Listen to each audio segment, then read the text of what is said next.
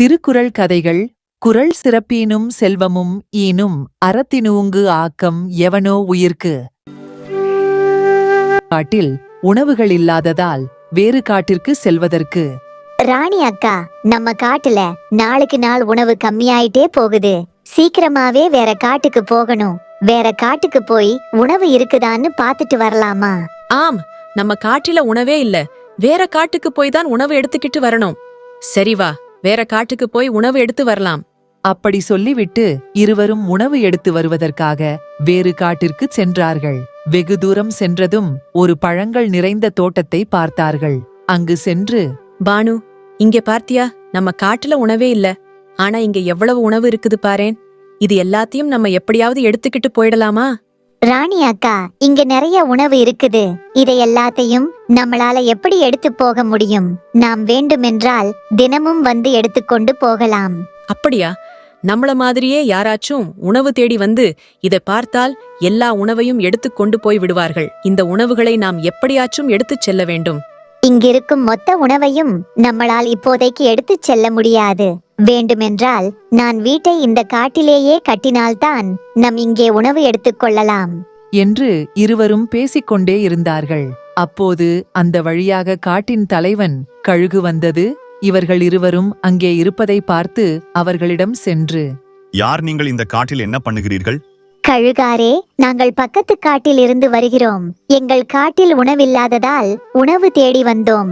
இங்கு உணவு இருப்பதை பார்த்தோம். அதான் இந்த தோட்டத்தில் இருந்து உணவு எடுத்துக்கொள்ளலாம் என்று பேசிக் கொண்டிருந்தோம். என்னது, உணவு எடுத்துப் போவதற்கு வந்தீர்களா? இந்த உணவுகள் எல்லாம் இந்த காட்டில் இருக்கும் பறவைகளுக்கு மட்டும்தான் மற்ற காட்டில் இருந்து வரும். பறவைகளுக்கெல்லாம் இங்கு உணவு கிடையாது. கழுகாரே, நாங்கள் வெகு தூரத்தில் இருந்து வருகிறோம். நாங்கள் இந்த தோட்டத்திலிருந்து சிறிது உணவு மட்டும் எடுத்துக்கொள்கிறோம்.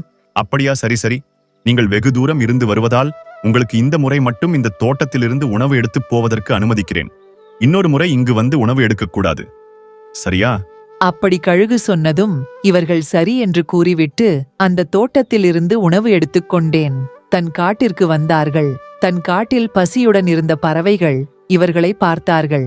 சிறிது நேரம் கழித்து ராணி காகம் வீட்டிற்கு புறாவும் மற்ற பறவைகளும் சென்று ராணியிடம், ராணி, நீயும் பானுவும் எங்கிருந்து உணவு எடுத்து வருகிறீர்கள்? எங்களுக்கும் சொன்னால் நாங்களும் அங்கு சென்று உணவு எடுத்து வருகிறோம். அப்படியா? நானும் பானுவும் உணவு தேடி வெகு தூரம் சென்றோம். அங்கு ஒரு காட்டின் நடுவே ஒரு உணவு தோட்டத்தை பார்த்தோம். அங்கு சென்று மொத்த உணவையும் எடுத்து வரலாம் என்று நினைத்தோம். ஆனால் அந்த காட்டின் தலைவன் கழுகு எங்களை அந்த தோட்டத்திலிருந்து உணவு எடுக்கக்கூடாது என்று சொல்லிவிட்டார். நாங்கள் அவரிடம் வெகு தூரத்திலிருந்து வருகிறோம், சிறிது உணவு மட்டும் எடுத்துக்கொள்கிறோம் என்று கூறி எங்களுக்கு தேவையான உணவை மட்டும் எடுத்துக்கொண்டு வந்தோம். அப்படியென்றால் நாங்களும் அங்கு சென்று உணவு எடுத்து வர முடியுமா? இல்லை, நீங்கள் அங்கு சென்றால் உங்களுக்கு உணவு கிடைக்காது. ஏனென்றால் அந்த காட்டில் வசிக்கும் பறவைகளுக்கு மட்டும்தான் அந்த உணவு தோட்டத்தில் இருந்து உணவு எடுக்கலாம். மற்ற பறவைகள் ஏதேனும் அங்கு உணவு எடுக்கச் வந்தாள், அங்கு உணவு எடுக்க அனுமதிக்க மாட்டார்கள். எங்களுக்கே இன்னொரு முறை வரக்கூடாது என்று சொல்லிதான் அனுப்பினார்கள். அப்படியா? சரி சரி, இப்போ எங்களுக்கு மிகவும் பசிக்கிறது. நாங்களும் நம் காடு முழுவதும் சுத்தி சுத்தி தேடிவிட்டோம், உணவே கிடைக்கவில்லை. நீ எடுத்து வந்த உணவில் சிறிது உணவு கொடுத்தால் நாங்கள் அதை சாப்பிட்டு பசியை போக்கிவிடவும். சரியா போச்சு. போ, நானே அந்த கழுகியிடம் எவ்வளவு நேரம் கெஞ்சி வாங்கி வந்தேன் தெரியுமா?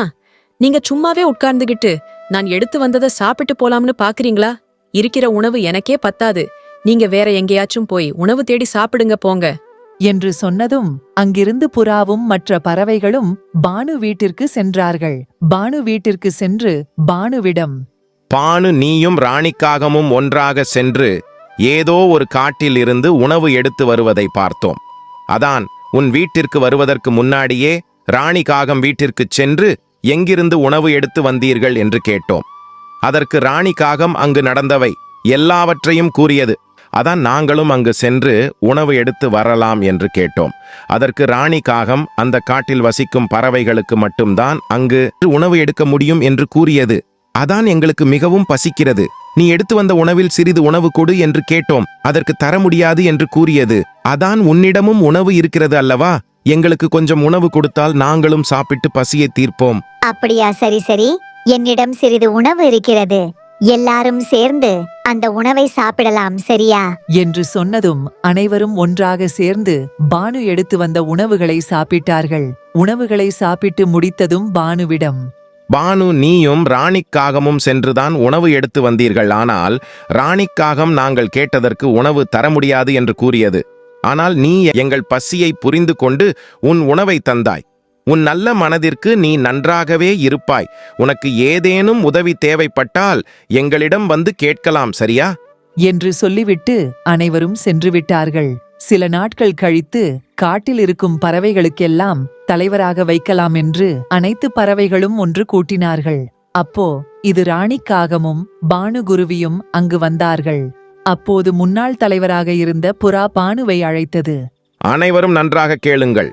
நம் காட்டில் உணவு இல்லாத போது உணவு கொடுத்து உதவியை பானுவையை நமக்கெல்லாம் தலைவியாக இருப்பார். பானுவை விட இந்த காட்டில் மற்றவர்களுக்கு தானம் அளிப்பது யாரும் கிடையாது. எனவே பானுவே நமக்கெல்லாம் தலைவி என்று சொன்னார்கள்.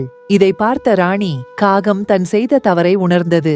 எனவே மற்றவர்களுக்கு தானம் அளிப்பதால் நம்மளை மற்றவர்கள் முன்னாடி உயர்த்தியும் காட்டும், நம்மளை செல்வந்தராகவும் ஆக்கும், நம் உயிரையும் காக்கும்.